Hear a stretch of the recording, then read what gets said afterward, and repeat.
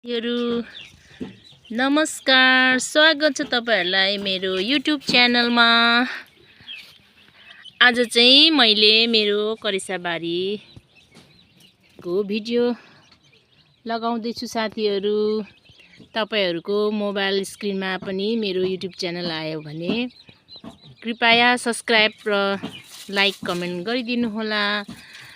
यो धनिया को बारेमा भन्न लागिरहेछु। कहिलेकाहीँ चाहिँ कुनै बिउ चाहिँ एकदमै पातलो उम्रिने गर्छ। यसपालिको मेरो धनियाको बिउ चाहिँ लगाएको जति सबै उम्रेको छ साथीहरु। तपाईहरु नजिकमा कोही हुनुहुन्छ भने आवश्यक परेको छ भने लिएर जानु होला अनि खानु होला साथीहरु। अनि धनियाको जुस बनाएर खायो भने मिठो हुन्छ अरे, पोसिलो हुन्छ अरे, पौष्टिक आहार हुन्छ अरे भनेर सुनेको छु साथीहरु। म त्यो पनि खानु पर्ने छ।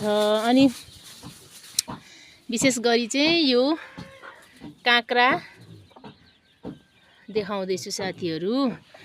यो अस्ति मैले मङ्सिर जाँदो रोपेको थिएँ। पुसभरि चाहिँ साह्रै जाडो भयो, त्यही भएर एकदम दुःख पायो मेरो काँक्राको बोटले।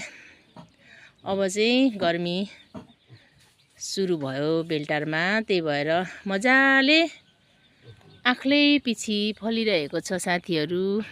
यो चाहिँ मेरो छिमेकी माइजूले दिनुभएको बिउ हो साथीहरु। पछि ठुलो फलेपछि पनि म फेरि भिडियो तयार गर्नेछु साथीहरु। तपाईहरुको दिन शुभ बितोस्। यो